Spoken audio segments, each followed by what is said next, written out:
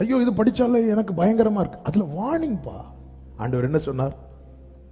அதாமே எப்படியும் இந்த பழத்தை நீ சாப்பிடுவ, நீ செத்து போ அப்படின்னு சொன்னார். இல்ல, அவர் வார்ன் பண்றார், இது புசிக்கிற நாளில் சாவாய். இந்த வார்னிங் எதுக்கு அப்படின்னா நான் எஸ்கேப் ஆகிறதுக்கு. சாத்தான் வந்து என்ன பண்ணுவான் அப்படின்னா சாப்பிடு, அவன் விழுங்கலாம்.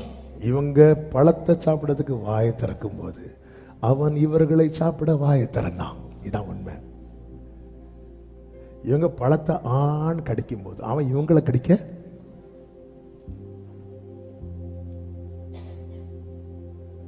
நம்முடைய விசுவாசத்தின் அந்த உன்னத நிலை என்பது சரண்டர் பண்றது. கொஞ்ச கால பாடுகள்ல கர்த்தர் என்ன பண்றாராம் அதுதான் பார்க்கணும். சத்துரு என்ன பண்றான்? துன்பப்படுத்துறான், கஷ்டப்படுத்துறான், என்ன வேதனைக்குள்ளாக்குறான். இதை பார்க்காத, சகல கிருபை பொருந்தினவர் இந்த நாட்களிலே உன்னை சீர்படுத்துகிறார்.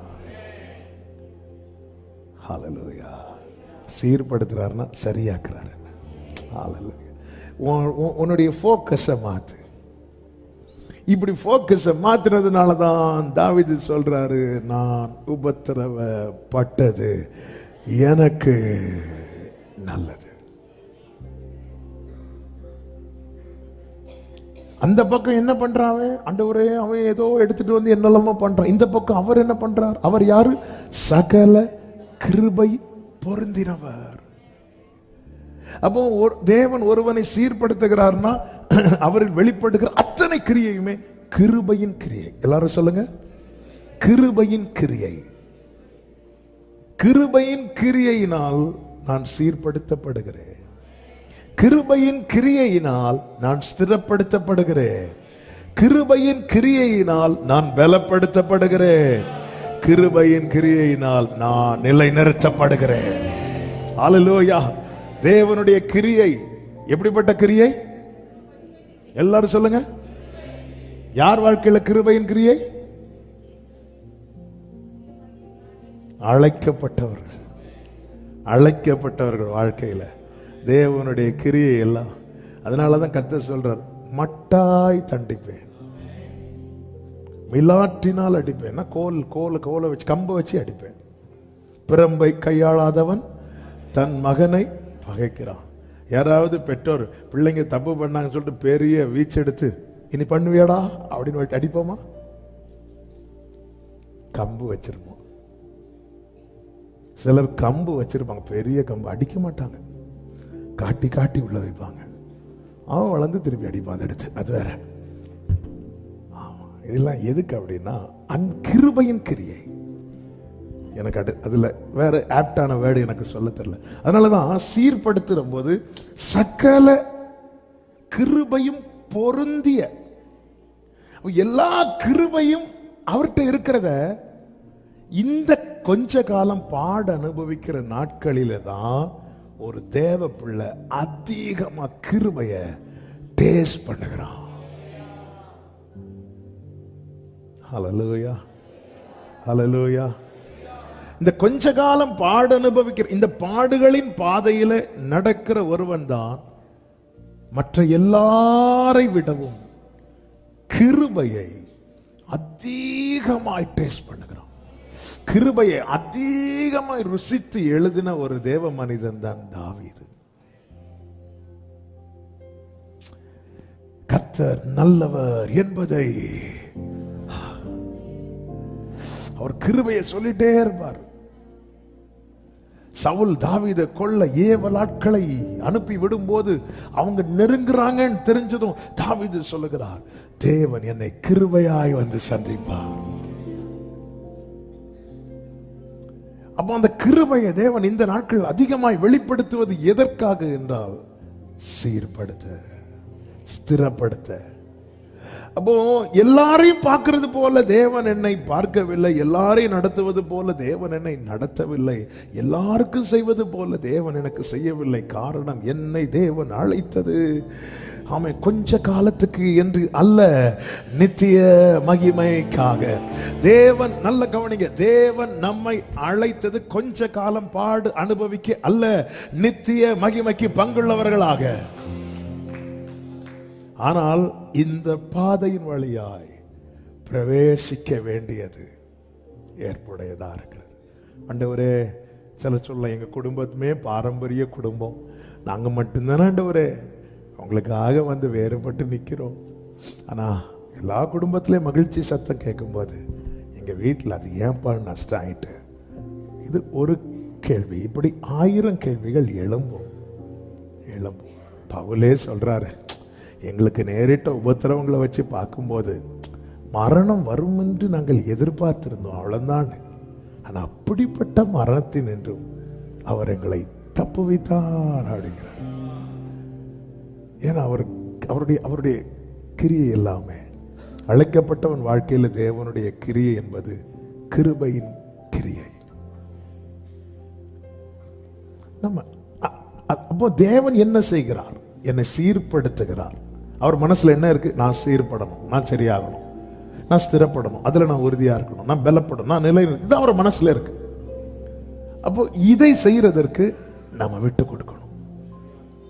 நான் அவரிடத்தில் ஒப்புவித்ததை அந்நாள் வரை காத்துக்கொள்ள வல்லவராய் இருக்கிறார் என்று அறிந்திருக்கிறேன்.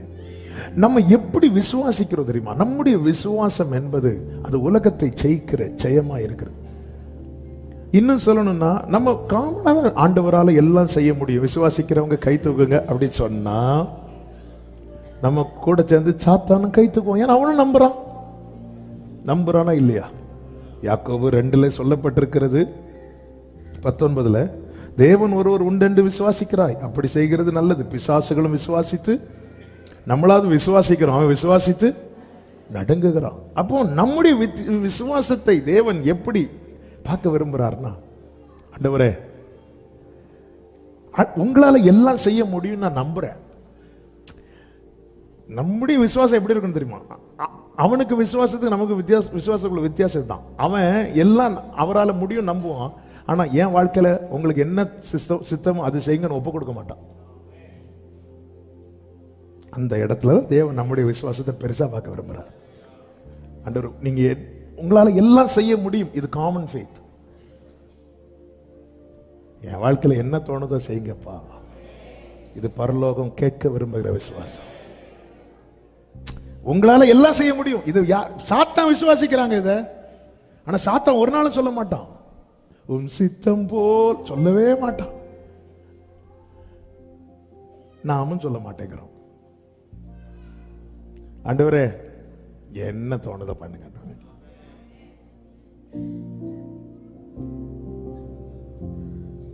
இப்படி நான் கொடுக்கணும்னா என்னை அழைத்தவர் நான் நம்பணும். அவர் எதை செய்தாலும் அன்றியும் அவருடைய தீர்மானத்தின்படி அழைக்கப்பட்டவர்களாய் தேவனிடத்தில் அன்பு கூறுகிறவர்களுக்கு சகலமும் நன்மைக்கு ஏதுவாக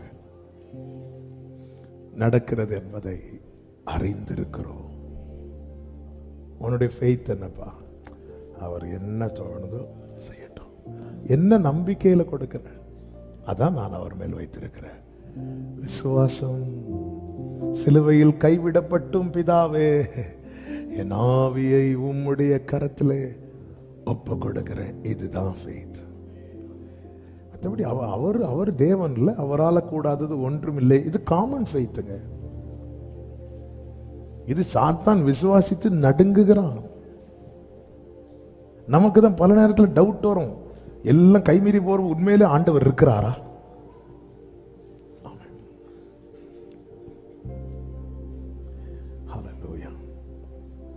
ஆண்டவரே, அதனாலதான் அதுக்கு மேல சொல்லப்பட்டிருக்கிறது 1 பேதுரு 5வது அதிகாரம் அதனுடைய 6வது வசனம். ஆகையால் ஏற்ற காலத்தில் தேவன் உங்களை உயர்த்தும்படிக்கு அவருடைய பலத்த கைக்குள் உபத்திரவம் எவ்வளவு காலம்? கொஞ்ச காலம். கொஞ்ச காலத்துக்கு அப்புறம் ஒரு காலம் உண்டு. என்ன காலம்? ஏற்ற காலம். ஏற்ற காலம். ஆமீன் சொல்லுங்க பார்க்கலாம். இந்த கொஞ்ச கால உபத்திரவம் ஆண்டு சொல்லி நீ அடங்கிரு, இல்லைன்னா அடக்கம் பண்ணிடுவான். அவன் விழுங்குறதுக்கு தானே, எவனை விழுங்கலாம் என்று. நீ அடங்கிரு, ஏன் இரு. ஏன் ஆண்டவர் என்ன மட்டும் கார்னர் பண்றாங்க? ஏன் உன் மேல இருக்கிற அழைப்பை பாருங்க. சில டைம் நம்ம கேட்கிற கேள்விக்கு டமான்னு தட்டணும் போல தோணும்.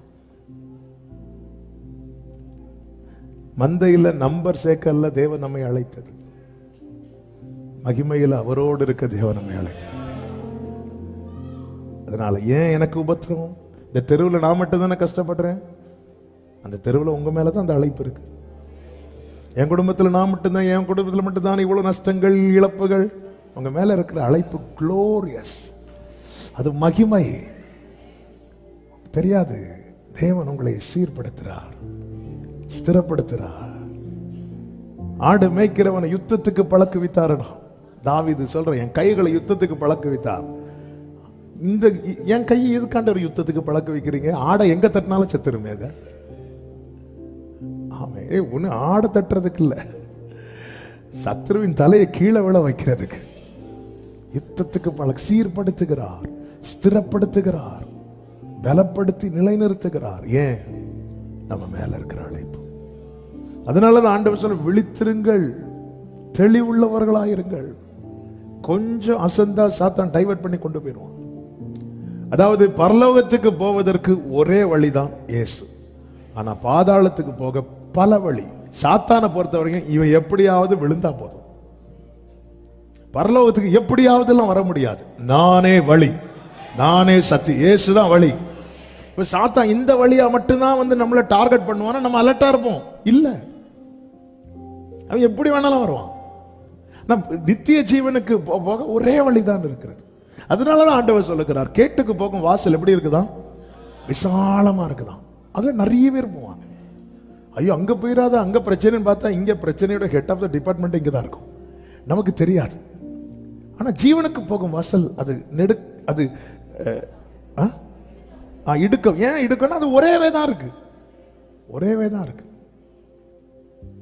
ஆமென், ஒரேவே தான் இருக்கு. ஹல்லேலூயா.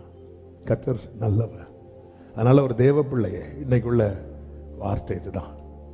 ஏன் ஆண்டவரே எனக்கு இந்த பாடுகள் வரும்போது பைபிள் நினைவில் என்ன கொண்டது? கொஞ்ச காலம், கொஞ்சம் பொறுத்துக்கோ. அதுக்கப்புறம் ஏற்ற காலம், முடிவில் மகிமையின் காலம். சொல்லுங்க, கொஞ்ச காலம், ஏற்ற காலம், நித்திய காலம். கொஞ்ச காலம், ஏற்ற காலம், நித்திய காலம். கொஞ்ச காலத்தில் என்ன நடக்குது? நீங்க ஏன் பாட சொல்றீங்க? கிருபையின் கிரியை நடக்கிறது. ஏற்ற காலத்தில் கர்த்தர் என்ன செய்வார்? உயர்த்துவார். நித்திய காலத்தில் கர்த்தர் மகிமையிலே அவரோடு கூட. ஹல்லேலூயா. விண்மயமாகும் சரீரம் ஆவின் ரூபி நல்கும்போ என் நல்லலெல்லாம். அழைக்கப்பட்ட தேவ பிள்ளையே, உபத்திரவம் பாடுகள் வரும்போது நீங்க அதை நித்திய காலம் நினைச்சு கொஞ்ச காலம். வீட்டில் யாராவது புலம்பும்போது கொஞ்சம் பொறுத்துக்கோப்பா, கொஞ்சம் பொறுத்துக்கோ. ஏன்னா நம்ம மேல இருக்கிற அழைப்பு பெரிய அழைப்பு. அப்போ பாட அனுபவிக்கிறவனுக்கு உயர்வுக்கான ஒரு ஏற்ற காலத்தை வச்சிருக்கிறார். அப்போ ஏற்ற காலம், அப்பாயிண்டட் டைம், குறித்த காலம் வச்சிருக்கிறார். அதுக்கப்புறம் நித்திய காலம். ஆமென். பாட அனுபவிக்கிற அனுபவம் என்பது தாழ்ந்திருக்கிற காலம், ஏற்ற காலம், உயர்வின் காலம். அதுக்கப்புறம் மகிமையின் காலம். ஆமென். அவர் எளியவனை குப்பையிலிருந்து உயர்த்தி பிரபுக்களோடு உட்கார வைப்பார். இந்த தேவன் என்றென்றைக்கும் உள்ள சதா காலமும் நம்முடைய தேவன். மரண பரியந்தம் நம்மை நடத்துவார். ஆமென்.